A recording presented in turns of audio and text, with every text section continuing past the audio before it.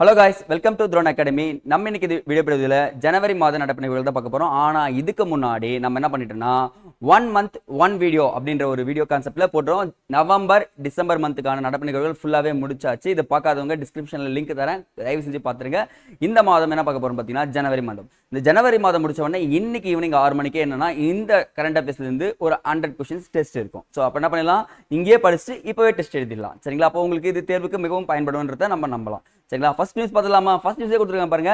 நிதிக்குழுவின் தலைவர்னு சொல்லிட்டு ஒரு டாபிக்ங்க. இந்த நிதிக்குழு வந்து பார்த்தீங்கன்னா யார் அமைக்கப்படுறாங்க, யார் இப்போ ரீசன்ட் தலைவர்னு பார்த்தீங்கன்னா அரவிந்த் பனகாரியா அப்படின்றவர் நியமிச்சிருக்காங்க. இவர் வந்து பார்த்தீங்கன்னா 16வது நிதிக்குழுவின் தலைவர் யாருன்னு பார்த்தீங்கன்னா அரவிந்த் பனகாரியா. அப்போ சார் 15வது நிதிக்குழுவின் தலைவர் யாருன்னு பாருங்க அப்படின்னு பார்த்தீங்கன்னா என்.கே. சிங் அப்படின்னு சொல்லக்கூடியவர் தான் 15வது நிதிக்குழுவின் தலைவர்னு சொல்லுவாங்க. ஸோ 16வது அரவிந்த் பனகாரியா. ஸோ இவர் வந்து பார்த்தீங்கன்னா மத்திய மாநிலங்களுக்கிடையே நிதிகளை வந்து பார்த்தீங்கன்னா கூறப்படுகிறது. யாரால் அமைக்கப்படும்னா குடியரசுத் தலைவரால் நியமனம் செய்யப்படுகிறார். இவருடைய பதவிக்காலம் 5 ஆண்டுகள். சார் இது அரசியலமைப்பில் எதனால் விதி குறிப்பிடப்பட்டிருக்கான்னு பார்த்தீங்கன்னா கண்டிப்பாக குறிப்பிடப்பட்டிருக்கு. ஆர்டிகல் 280 அப்படின்ற கான்செப்ட்ல இருக்கு. சரிங்களா? அப்போ இது எல்லாமே உங்களுக்கு கரண்ட் அஃபேர்ஸ் வித் ஸ்டாட்டிக் போர்ஷனுங்க. ஸோ ஞாபகம் வச்சுங்க, நிதிக்குழுன்றது ரொம்ப ரொம்ப இம்பார்ட்டன்ட். 16வது நிதிக்குழுவின் தலைவர் யாரு? அரவிந்த் பனகாரியா. அடுத்த நியூஸ்மா,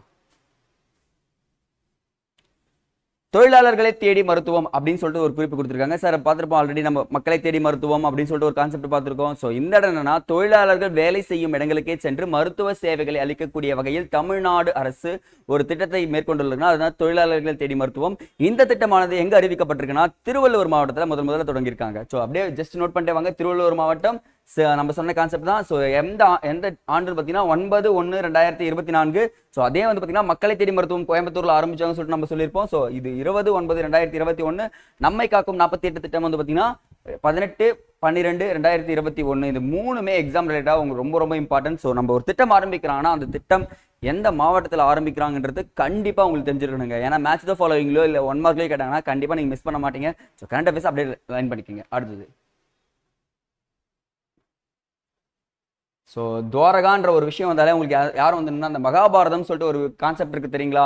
ஸோ மகாபாரதத்தில் துவாரகா நகரத்தை என்ன பண்ணுவாங்க பார்த்தீங்கன்னா சபிக்கப்பட்டு கடலுக்கு அடியில் மூழ்கிடணும் அப்படின்னு சொல்லிட்டு சொல்லுவார். ஆனால் நம்ம நரேந்திர மோடி அவர்கள் என்ன பண்ணாங்கன்னா குஜராத் மாநிலத்தில் என்ன பண்ணியிருக்காருன்னா துவாரகா என்ற ஒரு சுற்றுலா தலத்தை உருவாக்கி வச்சிருக்காருங்க. ஏன்னா நீர்மூழ்கி கப்பல் மூலமாக போயிட்டு அங்கே சுற்றுலா தலங்களை பார்க்கறதுக்காக உருவாக்கப்பட்டது தான். அப்போ துவாரகான்றது எந்த மாநிலத்தில் அமைந்திருக்குன்னு கேட்டாங்கன்னா குஜராத் மாநிலத்தில் அமைக்கப்பட்டது. நீர்மூழ்கி சுற்றுலா சேவையை தொடங்கி உள்ளதுன்னு சொல்றாங்க. அப்போ இந்தியாவின் முதல் நீர்மூழ்கி கப்பல் சுற்றுலா சேவை தொடங்கிய மாநிலம் சொல்லிட்டு கேட்டாங்கன்னா குஜராத்ங்க. இதுதான் உங்களுக்கு இம்பார்ட்டன்ட். நம்ம ஆல்ரெடி கரண்ட் அஃபேர்ஸ் சொல்லியிருப்போம், ஸ்டாட்டிக் கொஸ்டின்லையும் சொல்லியிருப்போம். அந்த முதல் பெண், முதல் அப்படி நபர் அப்படின்னு சொல்லிட்டு கேட்டாங்கன்னா முதல் மாநிலம் அப்படின்னு கேட்டாங்கன்னா கண்டிப்பா நீங்க படிச்சு வச்சுக்கணும். ஏன்னா அதுதான் வந்து பாத்தீங்கன்னா உங்களுக்கு எக்ஸாம்ல கேட்கறதுக்கு சான்ஸ் நிறையவே இருக்கு. ஸோ இப்போ குஜராத் ஆல்ரெடி நான் பார்த்துட்டு தெரியுங்களா, நம்ம கமெண்ட் செக்ஷன்ல பாத்தீங்கன்னா லைவ்ல சொல்லியிருப்பார் ஒருத்தர், சார் நம்ம உத்தரகாண்ட் அப்படின்ட்டு நம்ம சொல்லியிருப்போம். உத்தரகாண்ட் மாநிலம் கிட்டத்தட்ட ஒரு 10 நியூஸ்ல இருக்காங்க. ஸோ அதே மாதிரி இந்த குஜராத் இருந்துட்டே இருப்பாங்க. அவங்கள பின்னாடி பார்த்துட்டே வரலாம்.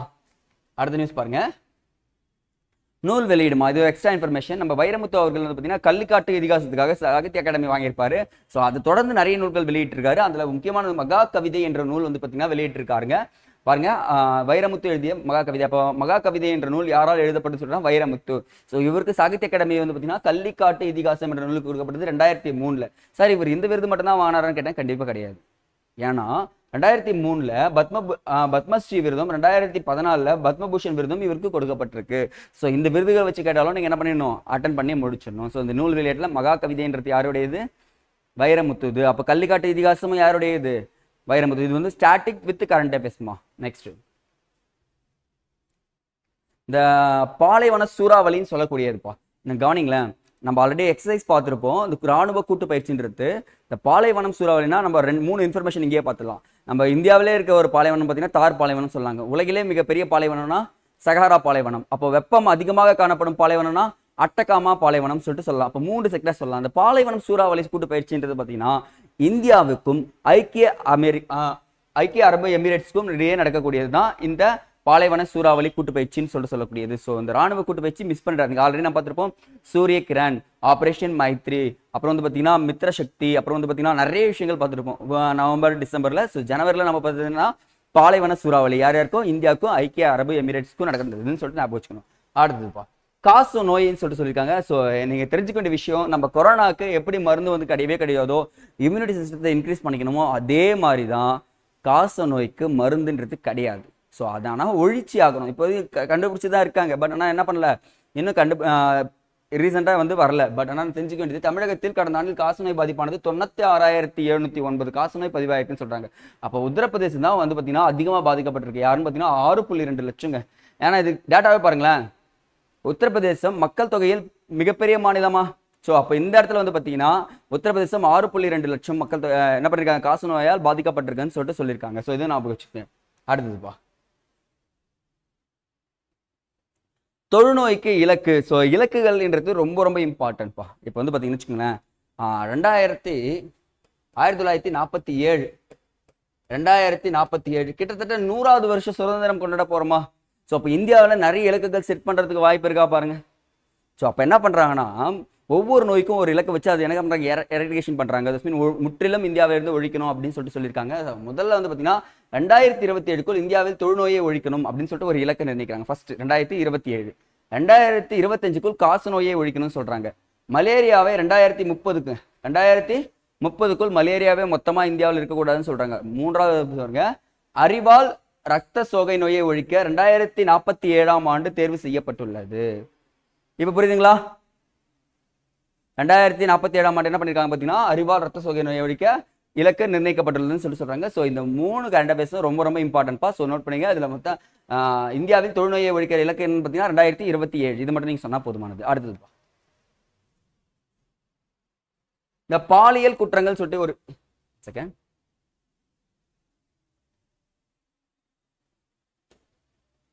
ஓகேப்பா,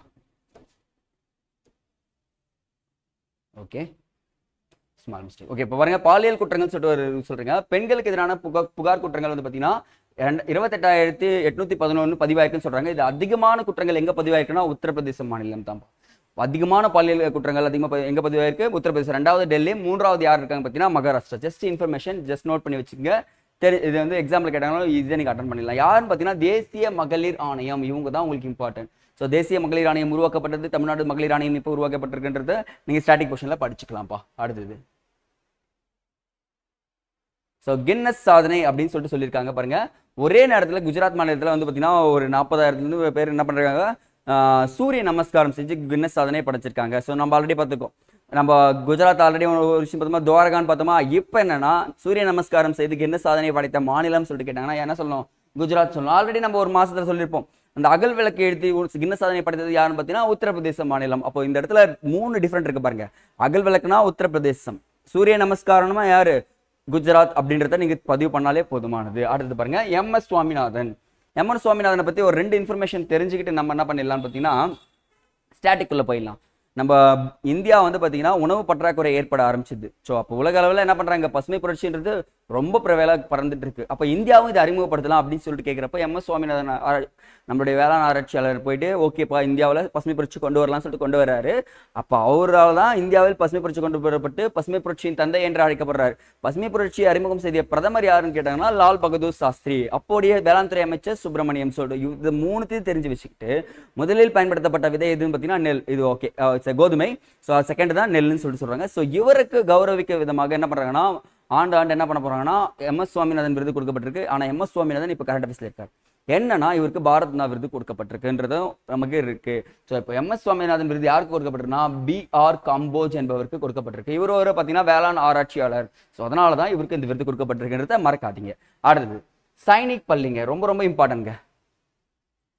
இந்த சைனிக் பள்ளி வந்து பார்த்தீங்கன்னா இந்த பெண்கள் முக்கியமா அதிகமாக பங்கேற்கணும் ராணுவத்தில் அப்படின்னு சொல்லிட்டு ஆரம்பிக்கப்பட்டதுதான் என்னன்னா சைனிக் பள்ளி. அப்போ சைனிக் பள்ளினா யாருக்காக உருவாக்கப்பட்டது, பெண்களுக்காக. அப்போ பாருங்க, இந்தியாவில் முதல் அனைத்து பெண்களும் ஒன்று சேர்ந்து பயிற்சி பெறக்கூடியது தான் சைனிக் பள்ளின்னு சொல்றாங்க. இது வந்து பார்த்தீங்கன்னா உத்தரப்பிரதேசத்தில் ஆரம்பிக்கப்பட்டுள்ளது. அப்போ சைனிக் பள்ளி என்பது ராணுவம் கடற்படையில் சேர்வதற்காக பயிற்சி அளிக்கக்கூடிய பள்ளி ஆகும். ஸோ இதுதான் உங்களுக்கு தெரிஞ்சுக்க வேண்டியது. சைனிக் பள்ளி என்னது, 2 விஷயம், ராணுவம் கடற்படையில் சேர்ப்பதற்காக பயிற்சி அளிக்கிறது சைனிக் பள்ளி. எங்க ஆரம்பிக்கப்பட்டிருக்கு, உத்தரப்பிரதேசம். பாருங்க, உத்தரப்பிரதேசம் 3 நியூஸ்ல பார்த்துருக்கோம். ஸோ அதனால இதுவும் நீங்க கண்டினியூ பண்ணிக்கோங்க. அடுத்தது இந்த வரையாடுகள் கண்டெடுப்பு அப்படின்னு கணக்கெடுப்புன்னு சொல்லியிருக்காங்க. வரையாடுகள் இனம், ஒரு இனம் அழியுதுன்னா அதுல இருந்து பாதுகாக்கிறது ஒரு மனிதனுடைய இம்பார்ட்டண்டான ஒரு டியூட்டின்னு சொல்லக்கூடியதுங்க. ஏன்னா ஒரு இனத்தையே நம்ம என்ன பண்ணுறோம், பாதுகாக்கிறோம், அது இல்லாமல் அழியாமல் காப்பாற்றணும்னு சொல்கிறது. இந்த வரையாடுகள் இப்போ வந்து ரீசெண்டாக என்ன ஆகிட்டு இருக்குன்னு பார்த்தீங்கன்னா டவுன் ஆகிட்டே இருக்குது அதனுடைய கவுண்டிங் சொல்கிறாங்க. ஸோ இது என்ன பண்ணுறாங்கன்னா கணக்கெடுப்பு நடத்த ஆரம்பித்து அதுக்கான வாழ்விடங்களை என்ன பண்ண போகிறாங்க, சூழ்நிலையும் உருவாக்கி தரப்போகிறதா நம்மளுடைய அரசாங்கமும் கேரள அரசாங்கமும் சேர்ந்து செய்யக்கூடியது தாங்க இது வரையாடு திட்டம் சொல்லிட்டு சொல்லக்கூடியது. அப்போ நீலகிரி வரையாடு இப்போ ரீசெண்டாக கரண்ட் அஃபேர்ஸ் இருக்குது, அதுக்கான தினத்தையும் என்ன பண்ணாங்க ஒதுக்கியிருக்காங்க. ஸோ நோட் பண்ணுங்கள், முதன்முறையாக ட்ரோன்கள் மூலம் வரையாடுகளை கணக்கெடுப்பு மார்ச் ஏப்ரலில் நடைபெறுகிறதுன்னு சொல்லியிருக்காங்க. தமிழ்நாட்டின் மாநில விலங்கு எதுனா வரையாடு.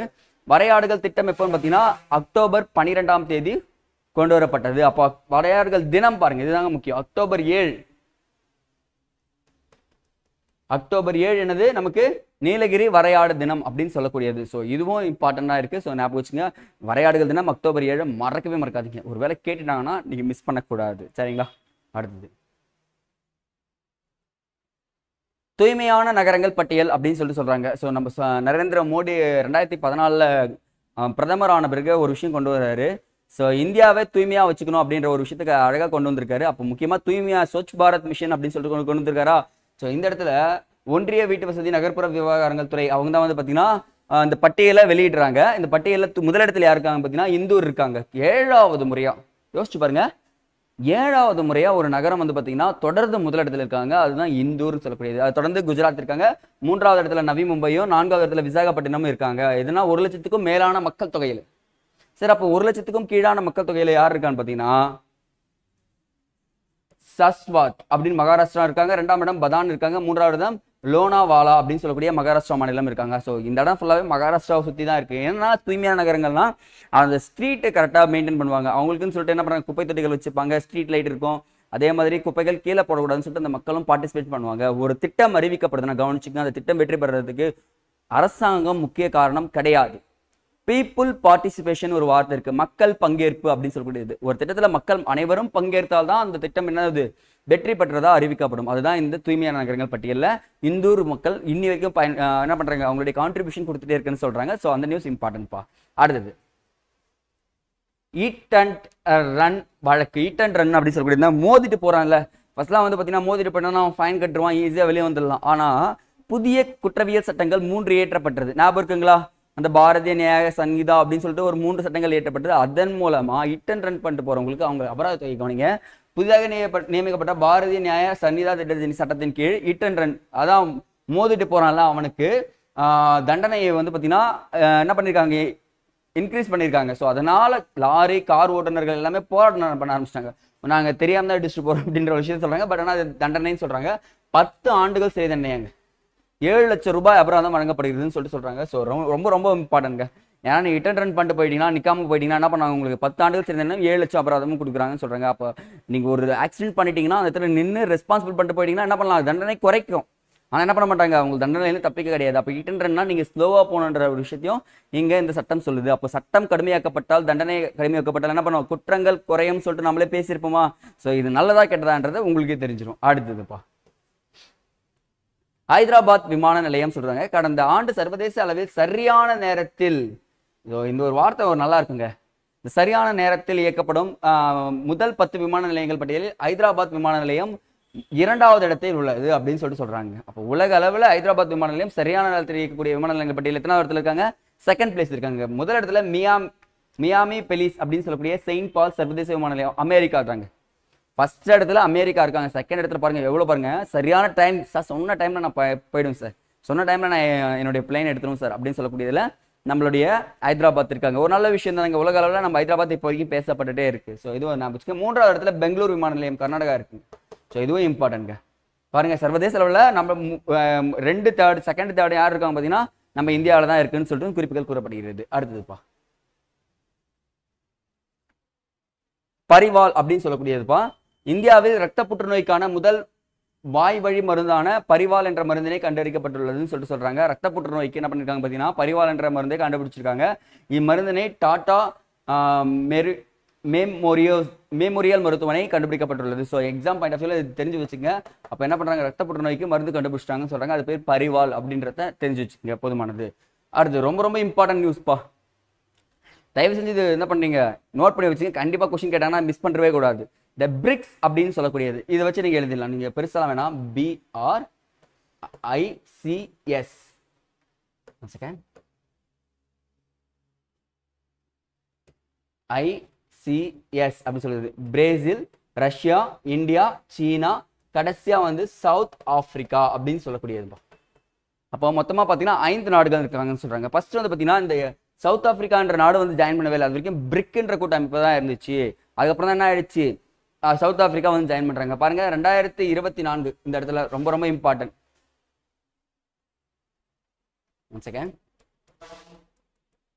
2020 இந்த உச்சி மாநாடுகள் கேட்கிறப்போ அது எங்க நடந்துச்சு, அந்த கூட்டமைப்பு மாநாடுகள் தான் கொஸ்டின் கேட்பாங்க. ஸோ அதனால இது ஞாபகம் வச்சுக்கோங்க.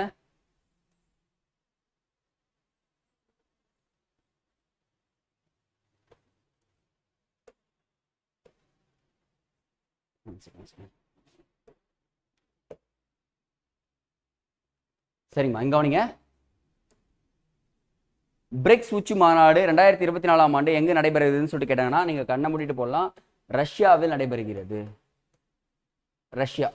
அப்ப ஞாபகம் வச்சுக்கோங்க, 2024 எங்க நடைபெற போகிறது, ரஷ்யாவில் நடைபெற போகிறது அப்படின்னு தெரிஞ்சு வச்சுங்க. யார் யாருன்னா இப்ப ரீசெண்டா வந்து பாத்தீங்கன்னா பிரிக்ஸ் கூட்டமைப்புல ஒரு 5 நாடுகள் புதுசா ஜாயின் பண்ண போறாங்க. அந்த நாடுகள் வந்து கவனிங்க, Egypt, Ethiopia, Iran, Saudi Arabia, ஐக்கிய அரபு அமீரகம் சொல்லக்கூடிய நாடுகள் பங்கேற்கப்படுது. ஆல்ரெடி பிரிக்ஸ்ல 5 இருந்துச்சு. இப்போ என்ன பண்றாங்க, பிரிக்ஸ் +5 சொல்லக்கூடியது ஒரு 5 நாடுகள் இணைக்க போகுது.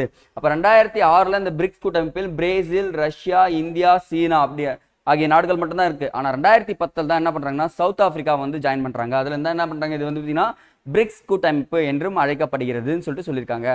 ஸோ எக்ஸாம் ரிலேட்டடா நீங்க தெரிஞ்சுக்க வேண்டியது பிரிக்ஸ் கூட்டமைப்பு ரொம்ப ரொம்ப இம்பார்ட்டன்ட்பா. அடுத்தது எனது கிராமம் திட்டம் சொல்லிட்டு சொல்றாங்க. ஸோ வெளிநாடுகளில் வசிக்கும் தமிழர்கள் தங்கள் சொந்த ஊர்களுக்கு வளர்ச்சியை அவர்களே கவனம் செலுத்தும் எனது கிராமம் திட்டம் என்ன பண்ணி ஆரம்பிச்சிருக்காங்கன்னு சொல்லியிருக்காங்க. எங்கன்னு பார்த்தீங்கன்னா நம்ம தமிழ்நாடு முதல்வர் என்னன்னா ஒன்றும் இல்லைங்க, இந்தியாவில் படிக்கிறாங்க, வெளிநாட்டில் போய் வேலை செய்கிறாங்க. பட் ஆனால் அவங்க என்ன பண்ணுறாங்க, சொந்த ஊர் பேர் சொன்னால் வெளிநாட்டிலேருந்து பேர் சொல்லிக்கிறாங்க. நான் வந்து பார்த்தீங்கன்னா இந்த ஊரை சேர்ந்தவங்கன்னு சொல்லிட்டு. பட் அந்த ஊருக்கு என்ன பண்ணால் உன்னால் முடிஞ்ச உதவியை வளர்ச்சி பணிகளை செய்யுன்னு சொல்கிறாங்க. ஃபார் எக்ஸாம்பிள் பார்த்தீங்கன்னா ஆரோ வாட்டர் போடுறது, இந்த பள்ளிக்கூடங்களுக்கு ஆரோ வாட்டர் போடுறதா இருக்கட்டும், சில விஷயங்கள் தூய்மை பணிகளுக்கு குப்பை தொட்டி வாங்கி கொடுக்குறதா இருக்கட்டும், வாட்டர் டேங்க்ல பைப் செட்டில் பண்ணுறதுக்கு எல்லாத்துக்குமே என்ன பண்ணுறேன்னா உங்களுடைய பங்களிப்பு வேணும்னு சொல்லிட்டு முதல்வர் அவர்களால் தொடங்கப்பட்டது தான் இந்த எனது கிராமம் திட்டம்ன்றது. தொடங்கிய தேதி வந்து பார்த்தீங்கன்னா ஜனவரி 12ங்க. சரிங்களா. இத்திட்டமானது அயலக தமிழர் மாநாட்டின் போது தொடங்கப்பட்டது. இப்போ அயலக தமிழர் மாநாடு வந்து பார்த்தீங்கன்னா தமிழக முதல்வர் வந்தோடனே என்ன பண்ணாங்க ஆரம்பிச்சிட்டாங்க. ஸோ நல்ல ஒரு இனிஷியேட்டிவ் தாங்க. இதனால என்ன பார்த்தீங்கன்னா நம்மளுடைய வளர்ச்சி இன்னும் மேலும் மேலும் இன்க்ரீஸ் ஆகும், டிக்ரீஸ் ஆகாதுன்றதை தெரிஞ்சுக்கோங்க. அடுத்ததுப்பா, தேசிய இளையோர் திருவிழா நேஷனல் யூத் ஃபெஸ்டிவல் சொல்லக்கூடியது ஜனவரி 12லிருந்து 16 வரை மகாராஷ்டிரா நாசிக்கில் நடைபெறுகிறதுன்னு சொல்றாங்க. ஸோ இது நீங்க ஞாபகம், இளையோர் திருவிழா எங்க நடைபெறுதுன்னா மகாராஷ்டிரா மாநிலம் நாசிக்கில் நடைபெறுகிறது அப்படின்றது தெரிஞ்சுங்கன்னா போதுமானது. சரிங்களா. ஓகேமா. விவேகானந்தரின் பிறந்த நாளை தான் என்ன பண்றாங்க, இளையோர் திருவிழாவா கொண்டாடுறாங்கன்னு சொல்லி குறிப்புகள் கூறப்படுகிறது. அடுத்தது பிம்ஸ்டிக். இந்த பிம்ஸ்டிக் அமைப்பின் 4வது பொதுச் செயலாளராக ஒருத்தர் இந்தியாவை சேர்ந்த இந்திரமணி பாண்டே பதவியேற்றுள்ளார் அப்படின்னு சொல்லிட்டு குறிப்புகள் கூறப்படுகிறது. ஸோ இந்திரமணி பாண்டே வந்து பார்த்தீங்கன்னா இந்த பிம்ஸ்டிக் அமைப்பில் 4வது பொதுச் செயலாளராக சேர்ந்திருக்காரு. அப்போ பிம்ஸ்டிக் நாடுகளின் உறுப்பு நாடுகள் சொல்லிட்டு கேட்கறதுக்கு நிறையவே சான்சஸ் இருக்கு. ஸோ கண்டிப்பாக மறக்காம இருந்துச்சுங்க, இந்தியா, வங்கதேசம், இலங்கை, Myanmar, Thailand, Nepal, Bhutan, China வரமாட்டாங்க. பட் ஆனால் பிரிக்ஸ்ல சைனா இருக்காங்க. பிம்ஸ்டிக்ல பாருங்க சைனா கிடையவே கிடையாது. ஸோ இதை மட்டும் நீங்க ஞாபகம் போதுமானது. அடுத்து இம்பார்ட்டன்ட் ஒரு நியூஸ்பா, திருவள்ளுவர் சிலை திறப்பு அப்படின்னு சொல்லிட்டு சொல்லியிருக்காங்க. இந்த எப்படின்னு பார்த்தீங்கன்னு வச்சுங்களேன், திருவள்ளுவர் சிலை எங்கெங்கோ பெருசு பெருசாக தந்திருப்பாங்க. ஆனால் ஒரு காகிதத்தால், முக்கியமாக கோவையில் குறிஞ்சி குளத்தில் நிறுவப்பட்ட தமிழ் எழுத்துக்களால் வடிவமைக்கப்பட்ட 25 அடி உயரம் கொண்ட திருவள்ளுவர் சிலையானது திறக்கப்பட்டுள்ளது. அப்போ கொஸ்டினே இதுதான், 25 அடி உயரம் உள்ள தமிழ் எழுத்துக்களால் பொறிக்கப்பட்ட சிலை கோவை மாவட்டத்தில் எந்த இடத்தில் திறக்கப்பட்டதுன்னு சொல்லிட்டு கேட்டாங்கன்னா என்ன சொல்லணும், குறிஞ்சி குளத்தில் திறக்கப்பட்டுள்ளது அப்படின்னு சொல்லிட்டு நீங்க குறிப்புகள் கூறினாலே போதுமானது. அடுத்தது உலக முதலீட்டாளர்கள் மாநாடு அப்படின்னு சொல்லக்கூடியது சென்னையில் நடைபெற உள்ள உலக முதலீட்டாளர் மாநாட்டில் மு.க. ஸ்டாலின் வந்து பார்த்தீங்கன்னா பங்கேற்றிருக்கான்னு சொல்லுவாங்க. நம்ம ஆல்ரெடி பார்த்துருப்போம் குளோபல் இன்வெஸ்ட்னு சொல்லக்கூடியது. ஸோ இதுக்கு முன்னாடி நம்ம உத்தரகாண்ட்னு சொல்லிட்டு கமெண்ட் பண்ணீங்க பார்த்தீங்களா, 2023 எங்க நடந்துச்சு, உத்தரகாண்ட்ல நடந்துச்சு உலக முதலீட்டாளர்கள் மாநாடு. இப்போ எங்க நடக்க போகுது பார்த்தீங்கன்னா இங்க நடக்க போகுது. இதனுடைய கருப்பொருள் பாருங்க, தலைமைத்துவம், நீடித்த நிலைத்த தன்மை, அனைவரையும் உள்ளடக்கிய வளர்ச்சி. இந்த 3 அக்செப்ட் பண்ணிக்கிறாங்க. அதே மாதிரி பார்த்தீங்கன்னா 2030ஆம் ஆண்டுக்குள் $1 ட்ரில்லியன் அமெரிக்க டாலர் பொருளாதாரத்தை இலக்கியட்ட நிர்ணயிக்கப்பட்டுள்ளது. $1 ட்ரில்லியன் எக்கனாமி என்ன பண்றாங்க, இன்க்ரீஸ் பண்ண போதா சொல்றாங்க. ஸோ இந்த உலக உச்சி மாநாடு ரொம்ப ரொம்ப இந்த முதலீட்டாளர் மாநாடு ரொம்ப ரொம்ப இம்பார்ட்டன்ட். ஸோ மறக்காதீங்க, சென்னையில் நடந்திருக்கு, 4 நகரம் நடந்திருக்கும், கோவை, சென்னை, திருச்சி, மதுரை, இந்த 4 இடங்களிலும் நடந்திருக்கும். ஸோ மிஸ் பண்ணுறாங்க. இந்த சர்வதேச விமான நிலையங்கள் எங்கெல்லாம் இருக்கோ அங்கெல்லாம் என்ன நடந்திருக்குன்னு பார்த்தீங்கன்னா இது நடந்திருக்கு. ஒரு 5 செகண்ட்ஸ்ப்பா.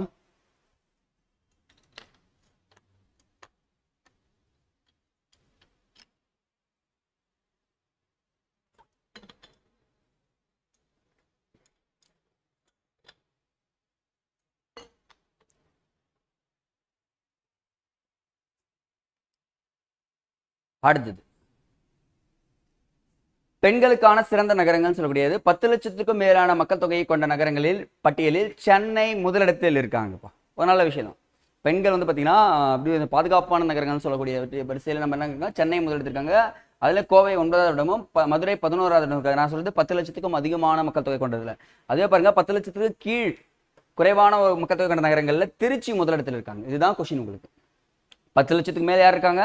சென்னை இருக்காங்க. 10 லட்சத்துக்கு கீழே யார் இருக்காங்கன்னா திருச்சி இருக்காங்க. ஸோ இந்த 2 டிஃபரன்ஸும் நீங்கள் புரிஞ்சுக்கணும். ஏன்னா அப்போ தான் உங்களால் ஈஸியாக அட்டன் பண்ண முடியும். ஸோ இந்த இடத்துல வந்து பார்த்தீங்கன்னா வேலூர் 2வது இடத்துல இருக்குங்க. செகண்டில் சேலம் 6வது இடத்தை பிடித்துள்ளதுன்னு சொல்கிறாங்க. பட்டியலை அவதார் குழுமம் சொல்லிட்டு ஒரு குழுமம் இருக்குது, அதுதான் தயாரித்து வெளியிடுறாங்க. ஸோ பெண்களுக்கான சிறந்த நகரங்கள் பட்டியலில் 10 லட்சம் மேலே இருக்கிறது யார் இருக்காங்க பார்த்தீங்கன்னா சென்னை. 10 லட்சம் கீழே உள்ளதில் திருச்சி ஃபர்ஸ்ட் பிளேஸ் இருக்காங்கன்றதை நோட் பண்ணி வைங்கப்பா. அடுத்தது ஸோ ரொம்ப ரொம்ப இம்பார்ட்டன்ட், மத்திய பிரதேசம் சொல்லக்கூடியது solar power station on water அப்படின்னு சொல்லி நம்பிருக்காங்க. இந்த மத்திய பிரதேசத்தில் நர்மதை ஆற்றில் ஆல்ரெடி இதை பற்றி நான் நிறையவே சொல்கிறேன் உங்களுக்கு. ஓப்காரேஸ்வர் பகுதியில் தண்ணீரில் மீது சூரிய ஒளி உற்பத்தி மின்சாரம் செய்யும் நிலையம் அமைக்கப்பட்டு வருகிறது அப்படின்னு சொல்றாங்க. ரொம்ப ரொம்ப இம்பார்ட்டன்ட். இது உலகிலேயே அதிக அளவில் 600 மெகாவாட் சூரிய ஒளி மின் உற்பத்தி செய்யும் நிலையம் ஆகும். ஸோ ரொம்ப ரொம்ப இம்பார்ட்டன்ட். உலகிலே அதிக அளவில் சூரிய மின் உற்பத்தி செய்யும் எந்த இடத்துல இருக்குன்னு பார்த்தீங்கன்னா மத்திய பிரதேச மாநிலத்தில் இருக்குன்னு சொன்னால் போதுமானது. முதற்கட்டமாக கிட்டத்தட்ட பார்த்தீங்கன்னா 278 மெகாவாட் திறனுடைய மின் தகடுகள் செயல்பாட்டுக்கு வர உள்ளது அப்படின்னு சொல்லியிருக்காங்க. நமக்கான தெரிஞ்சுக்க வேண்டிய விஷயம், தண்ணீரில் மிதக்கும் சோலார் பிளானட் எங்கே அமைக்கப்பட உள்ளது, எந்த மாநிலம்னு சொல்லிக்கிறாங்கன்னா என்ன சொல்லுவீங்க? மத்திய பிரதேஷ். ஆல்ரெடி நம்ம பார்த்துருக்கோம், அந்த மத்திய பிரதேசில் நர்மதை ஆறு போயிட்டே இருக்கு. இந்த நர்மதை ஆறுல நம்ம ஸ்டாச்சு ஆஃப் யூனிட்டின்னு சொல்லக்கூடியது ஒற்றுமையின் சிலை ஞாபகம் இருக்குங்களா? சர்தார் வல்லபாய் பட்டேல் அவர் தான் அங்கே பார்த்தீங்கன்னா நிறுவப்பட்டிருக்கு நர்மதை ஆற்றுன்னு சொல்லிட்டு தெரிஞ்சு வச்சுக்க. அதை நீங்கள் மிஸ் பண்ணவே பண்ணாதீங்க. ஏன்னா இப்போ வந்து பார்த்தீங்கன்னா அம்பேத்கர் சிலையாக இருக்கட்டும், ராமானுஜர் சிலையாக இருக்கட்டும், திருவள்ளுவர் சிலையாக இருக்கட்டும், இதனுடைய ஹைட் வந்து பார்த்தீங்கன்னா உலகிலே உயரமான சிலை அப்படின்னு சொல்லிட்டு பார்த்தீங்கன்னா நிறைவேற்றே வந்துட்டு இருக்காங்க. ஸோ இதுவும் ரொம்ப ரொம்ப இம்பார்ட்டன்ட். அடுத்தது ஸோ திருப்பி மகாராஷ்டிரா. இந்தியாவின் மிக நீளமான கடல் பாலமானது மகாராஷ்டிராவில் சிவ்ரி டு நவசேவா இடையே உருவாக்கப்பட்டுள்ளது. ஸோ கிட்டத்தட்ட ஒரு 22 கிலோமீட்டருங்க இதனுடைய தொலைவு. அப்போ கடலுக்கு அடியில் நீளமான கடல் பாலத்தை அமைக்கிறாங்க. இப்பாலத்திற்கு அடல் பிகாரி வாஜ்பாய் அப்படின்னு சொல்லிட்டு பேர் வச்சிருக்காங்க. இந்த வாஜ்பாயோடைய பேரே வச்சு என்ன பண்ணியிருக்காங்க சொல்லியிருக்காங்கன்னு சொல்லியிருக்காங்க. So important. அப்போ சி பிரிட்ஜ் கடல் பாலம் எங்கே அமைக்கப்பட்டிருக்குன்னா மகாராஷ்டிரா மாநிலத்தில். இப்போ நிறைய நியூஸ்லாம் பார்த்துருப்போம், சில மூவிஸ்லாம் ராங் டர்ன் படம்லாம் பார்த்தீங்களா, அந்த மாதிரிலாம் கிடையாது. இது வந்து பார்த்தீங்கன்னா முழுக்க என்ன பண்ணியிருக்காங்க, இந்த கம்பி இந்த வளையம் மூலமாகவே கட்டிருக்காங்க. ஒரு நல்ல பிரிட்ஜுங்க, இப்போ விசிட் பண்ணுறதுலாம் பண்ணலாம். அடுத்தது அரசு தலைமை வழக்கறிஞர் PS ரமணன் அப்படின்னு சொல்லக்கூடிய இப்போ பார்த்தீங்கன்னா அட்டார்னிக் ஜெனரல், அட்வொகேட் ஜெனரல்னு சொல்லிட்டு 2 பேர் இருப்பாங்க சரிங்களா. இதில் தமிழக அரசின் புதிதாக தலைமை வழக்கறிஞராக யார் நியமிக்கப்பட்டிருக்காருன்னா BS ராமன்றவர் தான் நியமிக்கப்பட்டிருக்காரு. வந்து பார்த்தீங்கன்னா இதுக்கு முன்னாடி யார் இருந்தாருன்னா பார்த்தீங்கன்னா லாஸ்டா R சண்முக சுந்தரம் இருந்திருக்காரு. இதுக்கப்புறம் சண்முக சுந்தருக்கு அப்புறம் தான் யார் வந்திருக்காரு, BS ராமன்றவர் வந்திருக்காருன்னு சொல்றாங்க. ஸோ இந்த வழக்கறிஞர் விதி பார்த்தீங்கன்னா 165 ஆர்டிக்கலுங்க. ஸோ ஆர்டிக்கல் தெரிஞ்சு வச்சுங்க. 165 விதிப்படி மாநில தலைமை வழக்கறிஞர் நியமிக்கப்படுகிறார் அப்படின்றது தெரிஞ்சுங்க. ஸோ அப்போ என்ன பண்ணுறீங்கன்னா ஸ்டாட்டிக் பொசிஷனில் இந்த அட்வொகேட் ஜெனரல் அண்ட் அட்டார்னிக் ஜெனரல் 2 பேருமே படிச்சு வச்சுக்கோங்க, மிஸ் பண்ணிடாதீங்க. அடுத்ததுமா ட்ரோன் அறிமுகம். அதானி டிஃபென்ஸ் நிறுவனம் தயாரிக்கும் திருஷ்டி 10 ரொம்ப ரொம்ப இம்பார்ட்டன்ட்பா. திருஷ்டி 10 ஸ்டார்லைனர் ட்ரோன் இந்திய கடற்படையிடம் இணைக்கப்பட்டுள்ளது அப்படின்னு சொல்றாங்க. இந்த திருஷ்டி 10 தான் நீங்க ஞாபகம் வச்சுக்கணுங்க. இந்த ட்ரோன்களை வச்சு என்ன பண்றாங்க பார்த்தீங்கன்னா உழவு பார்க்கறதா இருக்கட்டும், விவசாயிகள் பயன்படுத்தா இருக்கட்டும், எக்கச்சக்கமான விஷயங்கள் இப்போ ட்ரோன் வந்துச்சுங்களா. ஸோ எல்லா இடத்துலையுமே ட்ரோன் பயன்படுது. ஆனால் இந்த ட்ரோன் வந்து பார்த்தீங்கன்னா சில ஆயுதங்களை கொண்டு போய் சேர்க்கறதுக்காக உருவாக்கப்பட்டது. இந்த திருஷ்டி 10ன்றது ஞாபகம் வச்சுக்கோங்க. அடுத்ததுப்பா தமிழக அரசின் விருதுகள் கண்டிப்பா தெரிஞ்சுக்கணுங்கப்பா. இப்போ 2024 தமிழக அரசின் விருதுகள் சிலருக்கு கொடுக்கப்பட்டிருக்கு. அது யாருன்னு சொல்லிட்டு அப்படியே ஜஸ்ட் நீங்க எழுதி தான் வச்சுக்கணும், வேற ஆப்ஷனே கிடையாது. ஸோ காமராஜர் விருது யாருக்கு கொடுக்கப்பட்டிருக்கு? ஒரு 3 விருது, பெரியார் விருது, அம்பேத்கர் விருது, காமராஜர் விருதுன்னு சொல்லிட்டு சொல்லக்கூடியது. இந்த காமராஜர் விருது பலராமன்றவருக்கு கொடுக்கப்பட்டிருக்கு. அம்பேத்கர் விருது சண்முகம் என்றவருக்கு கொடுக்கப்பட்டிருக்கு. திருவள்ளுவர் விருது பாலமுருகன் அடிமை சுவாமிகள் சொல்லக்கூடியவருக்கு கொடுக்கப்பட்டிருக்கு. அடுத்து தந்தை பெரியார் விருது சூப்பா வீரபாண்டியனுக்கு கொடுக்கப்பட்டிருக்கு. பேரறிஞர் அண்ணா விருது பத்தமடை பரமசிவத்துக்கு கொடுக்கப்பட்டிருக்கு. அடுத்து வந்து பார்த்தீங்கன்னா மகாகவி பாரதியார் வந்து பார்த்தீங்கன்னா பழனி பாரதி அப்படின்றவருக்கு கொடுக்கப்பட்டிருக்கு.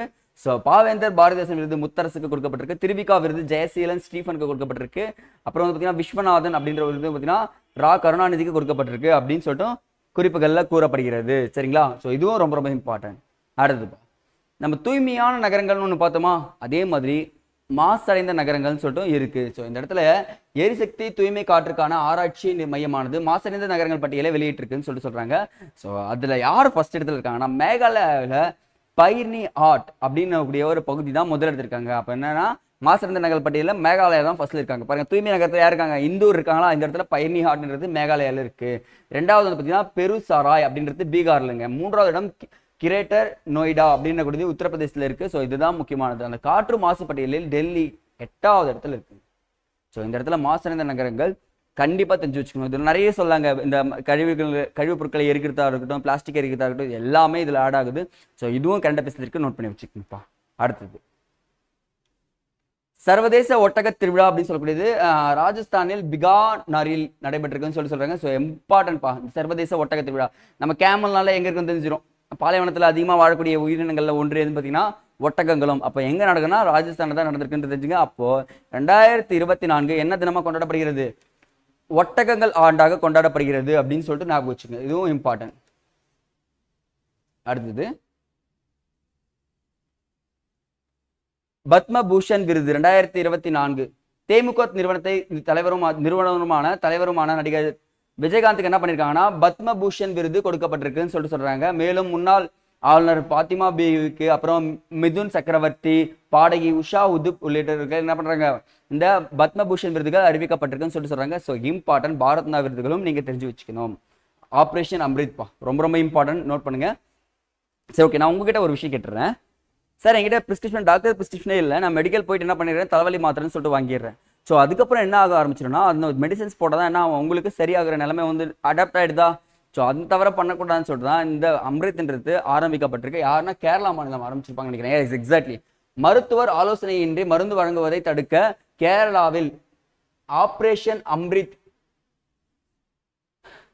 என்னும் திட்டம் கொண்டு வரப்பட்டுள்ளது அப்படின்னு சொல்லிட்டு சொல்றாங்க. ஸோ எக்ஸாம் பாயிண்ட் ஆஃப் வியூல இது நீங்க கண்டிப்பா தெரிஞ்சு வச்சுக்கணும். சரிங்களா? ஆப்ரேஷன் அம்ரித் அப்படின்றது. ஸோ மறக்காதீங்க. ஆப்ரேஷன் அம்ரித் வந்து பார்த்தீங்கன்னா நீங்க டிஸ்கிரிப்ஷன் இல்லாம எந்த மெடிக்கல் ஷாப்புக்கும் நீங்க போய் வாங்கக்கூடாது. அடுத்தது சர்வதேச கப்பல் பழுது பார்க்கும் மையம் இன்டர்நேஷனல் ஷிப் ரிப்பேர் சென்டர் சொல்லக்கூடியது எங்கன்னு பார்த்தீங்கன்னா கேரளாவில் தாங்க. ஸோ கேரளா செகண்ட் நியூஸ்ல இருக்காங்க பாருங்க. சர்வதேச அளவில் கப்பல் பழுது பார்க்கும் மையம் எங்க அமைக்கப்பட்டிருக்கு பார்த்தீங்கன்னா கேரளாவில் அமைக்கப்பட்டிருக்கு. இது முதல் மேம்படுத்தப்பட்ட கப்பல் பழுது பார்க்கும் மையம். இந்த கவுண்டமணி செந்தில் காமெடி ஞாபகம் இருக்குங்களா? சார், உங்களுக்கு வேலை இருக்கு, என்ன வேலைன்னு சொல்லிட்டு கேட்பாரு. கப்பல் போயிட்டு நின்று தள்ளுன்னு சொல்லுவாங்கல்ல, அதே மாதிரி கிடையாது. இந்த இடத்துல கேரளாவில் வந்து நின்றுச்சுன்னா அவங்க பழுது பார்த்து ஈஸியாக ஆரம்பிச்சிருவாங்கன்னு சொல்லிட்டு சொல்றாங்க. ஸோ இது ஞாபகம் வச்சுக்கோங்க. அடுத்தது உலகளவில் நாணய தரவரிசை பட்டியல் அப்படின்னு சொல்றாங்க. உலகில் வலிமையான நாணய தரவரிசை பட்டியல் இந்தியா 15வது இடம் பிடிச்சிருக்காங்க. நோட் பண்ணுங்க. இந்தியா எத்தனாவது இடம்? 15வது இடம் சொல்றாங்க. அப்போ முதல் இடத்துல தினார் குவைத்திற்கு பார்த்தீங்கன்னா, குவைத் வந்து பார்த்தீங்கன்னா பணக்காரர்கள் நாடுன்னு சொல்லக்கூடியது காரணமே தாங்க.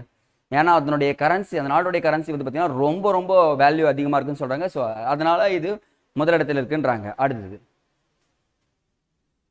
சமூக நீதி சிலை ஸ்டாச்சு ஆஃப் சோசியல் ஜஸ்டிஸ் சொல்லக்கூடியது. ஸோ இதை நான் சொல்லியிருக்கேன் ஆல்ரெடி.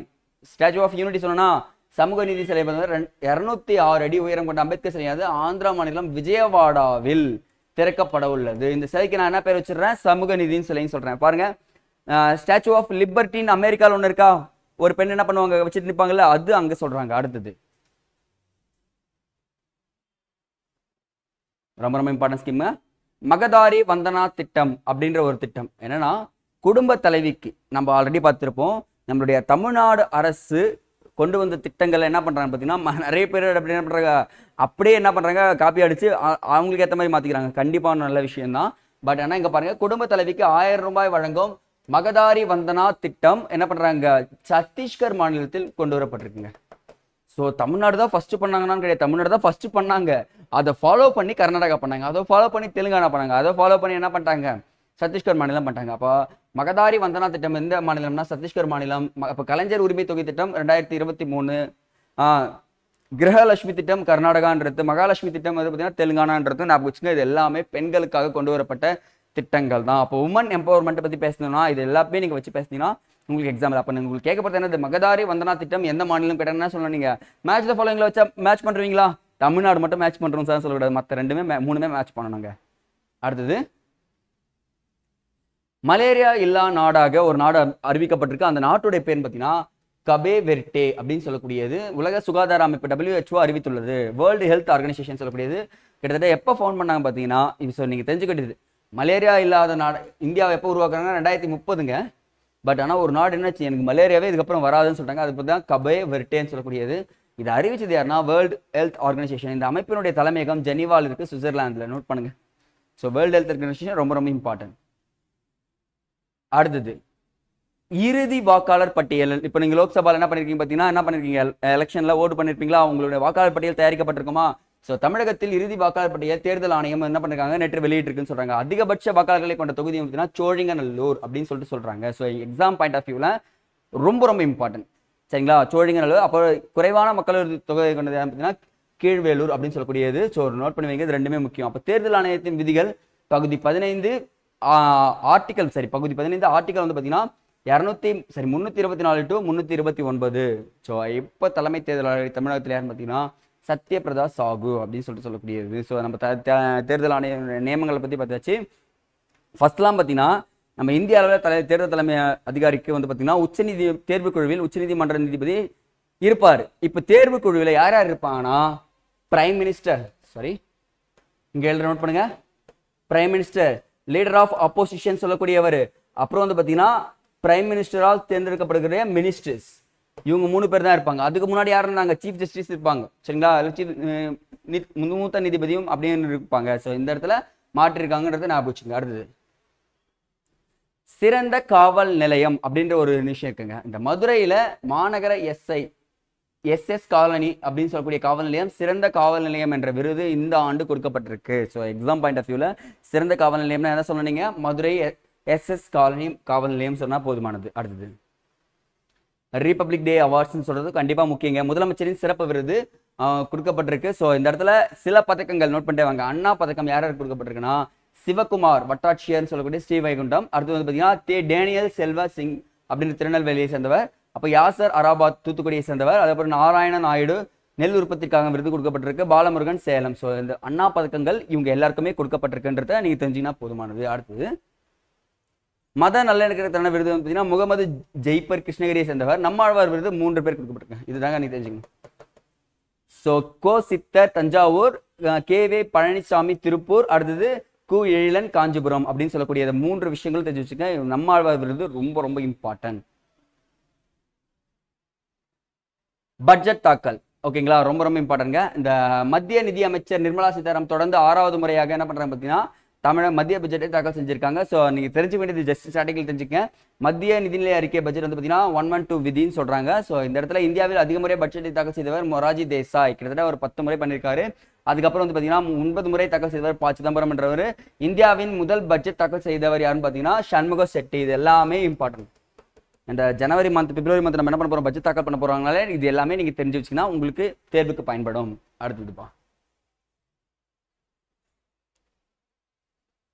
உங்களை தேடி உங்கள் ஊரில் அப்படின்ற ஒரு திட்டத்தை தமிழ்நாடு அரசு கொண்டு வந்திருக்காங்க. சார் என்ன சார், எனக்கு நிறைய குறை இருக்கு சார், அந்த குறையெல்லாம் நான் எங்கே போய் கொடுறதுன்னு தெரியல சார் அப்படின்னு சொல்லிட்டு யோசிக்கலாம் தேவையில்ல. அரசு அலுவலகங்களே உங்களுக்கு எதனா குறை இருந்துச்சுனாலோ உங்களுக்கு எதனா தேவை இருந்துச்சுனோ அதை நீங்கள் என்ன பண்ணிக்கலாம், உங்கள் ஊர்லேயே வந்து ஒரு முகாம் போடுவாங்க. அந்த முகாமில் நீங்கள் போய் என்ன பண்ணலாம், சொல்லிக்கலாம்னு சொல்லிட்டு சொல்கிறாங்க. பாருங்க, ஜனவரி 31 அரசின் திட்டங்களின் மக்களிடமே மக்கள் குறையை போக்கும் திட்டமானது உங்களை தேடி உங்கள் ஊரில் திட்டம் தொடங்கப்பட்டிருக்கு.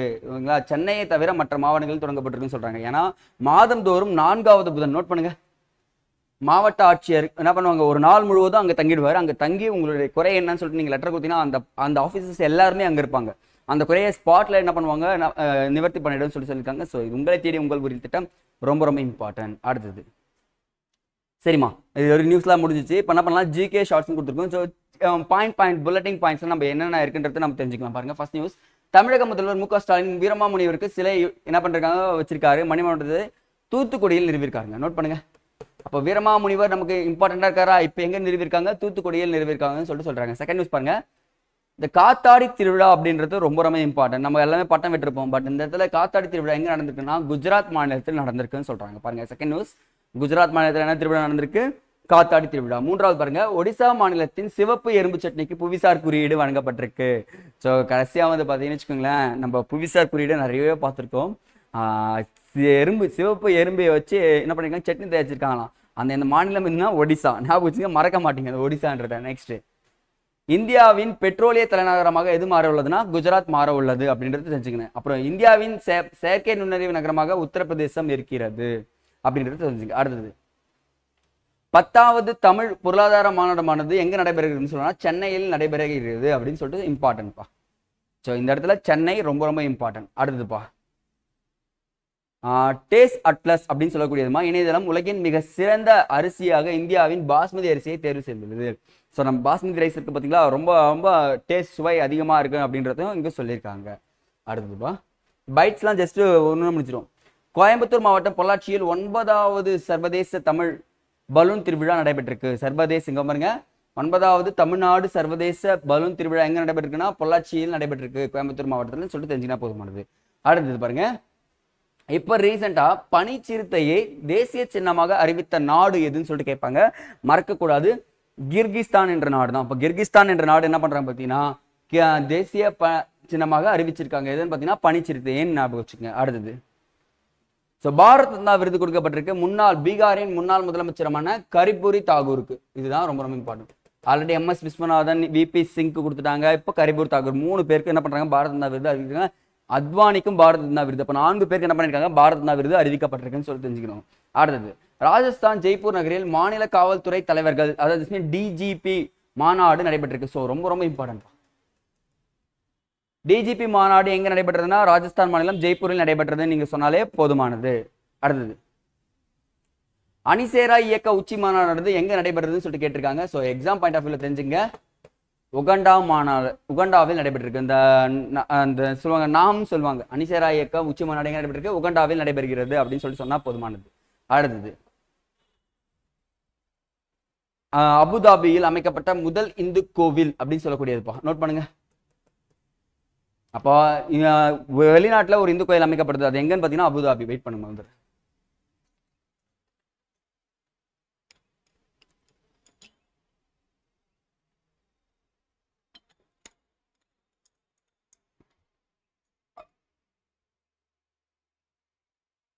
அடுத்தது, மாற்றுத்திறனாளிக்கான சர்வதேச திருவிழாவானது எங்க நடைபெறுகிறதுன்னு சொல்லிட்டு கேட்டிருக்காங்க. கோவாவில் நடைபெறுகிறது. ஸோ இதுவும் இம்பார்ட்டன்ட்பா. கோவாவில் மாற்றுத்திறனாளிக்கான சர்வதேச திருவிழா நடைபெறுகிறது. ஸோ நம்ம வந்துட்டு பாருங்க, யாருங்க, நம்ம உத்தரகாண்ட். ஓகேங்களா, நம்ம ஸ்டூடெண்ட்ஸ் சொல்லும் போதே சொல்லுவாங்க, சார் நம்ம உத்தரகாண்ட் சார் அப்படின்னு சொல்லிட்டு. இங்க பாருங்க, உத்தரகாண்ட் மாநிலத்தில் வெளி மாநிலத்தவர் விவசாயம் நிலம் வாங்க தடை விதித்து உத்தரகாண்ட் மாநில அரசு உத்தரவு பிறப்பித்துள்ளது அப்படின்னு சொல்லிட்டு சொல்லியிருக்காங்க. ஸோ எக்ஸாம் ரிலேட்டடா இதுவும் ரொம்ப ரொம்ப இம்பார்ட்டன்ட். அடுத்தது,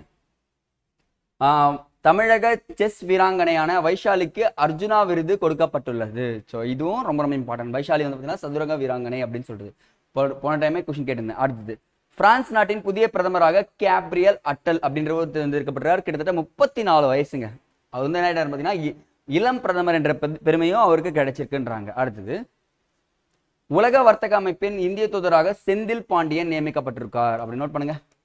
யாருங்க, செந்தில் பாண்டியன் தான் உலக வர்த்தக WTO இருக்குல்ல, வேர்ல்ட் ட்ரேட் ஆர்கனைசேஷனுடைய தூதராக யார் நியமிக்கப்பட்டிருக்கார், செந்தில் பாண்டியன். இது நோட் பண்ணுங்க.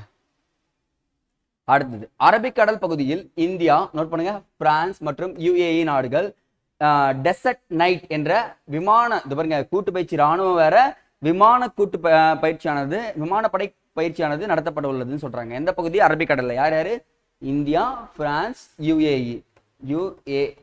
சரிங்களா, இது பார்த்தீங்கன்னா டெசர்ட் நைட்னு சொல்லக்கூடிய ராணுவ விமான பயிற்சின்னு சொல்லக்கூடியது. அடுத்ததுங்க, இந்திய ஒலிம்பிக் சங்கத்தின் தலைமை நிர்வாக அதிகாரியாக ரகுராம் ஐயர் நியமிக்கப்பட்டுள்ளார். ரொம்ப ரொம்ப இம்பார்ட்டன்ட். யாருங்க, ரகுராம் ஐயர். இந்திய ஒலிம்பிக் சங்கம் எப்போ ஆரம்பிக்கப்பட்டதுன்னா 1927ஆம் ஆண்டு உருவாக்கப்பட்டிருக்கு அப்படின்னு சொல்லிட்டு சொல்றாங்க. ஸோ ஓகேங்க, ஐ திங்க் ஜனவரி மாதம் நடப்பு நிகழ்வுகள் மொத்தமாக இவ்வளோதான் முடிஞ்சிச்சு. பட் ஆனால் நான் ஒன்று சொல்கிறேன், அதை நீங்கள் நோட் பண்ணி வச்சே ஆகணும். சார் நம்ம டேஸ் இங்கே எங்கேயுமே நான் உங்களுக்கு சொல்லலை, கரெக்டுங்களா சார்? எந்த டேஸில் எங்கெங்கே என்னென்ன நடந்துச்சுன்னு சொல்லிட்டு நான் சொல்லவே இல்லை. ஸோ டேஸ்ன்னு போட்டேன். அந்த டேஸ் எல்லாமே வருஷம் ஃபுல்லாக படிச்சிருங்க. சார் நான் ஜனவரி மாதத்தில் அக்டோபர் கேட்கறது வாய்ப்பு இருக்குது, மார்ச் கேட்கறது வாய்ப்பு இருக்குது, எனக்கு எதுவும் தெரியாது. பட் ஆனால் எதை நான் வச்சாலும் நீங்கள் டேஸ் மிஸ் பண்ணக்கூடாது. ஸோ அதுக்காகவே என்ன பண்ணுறீங்கன்னா டேஸ் எழுதி உங்கள் பக்கத்தில் வச்சுக்கங்க. இப்போ கொஷின் கேட்குறப்போ எப்படி என்ன சொல்லணும், மனப்பாடமாக எழுதி படித்து முடிச்சு அந்த கொஷினை அட்டன் பண்ணிடணும். ஸோ லைவ் டெஸ்ட்டு மறக்காம அட்டன் பண்ணுங்கள். ஒரே ஒரு விஷயத்தை சொல்கிறேன், ரீகால் பண்ணிகிட்டே இருக்கவங்க என்றைக்குமே தோக்கிறது இல்லைன்றது உங்களுக்கும் தெரியும். அது ரிசல்ட்டில் உங்களுக்கு அருமையாக புரிய ஆரம்பிக்கும். சரிங்களா? சரிங்க, அடுத்த வீடியோ பதில் சந்திக்கலாம். நன்றி.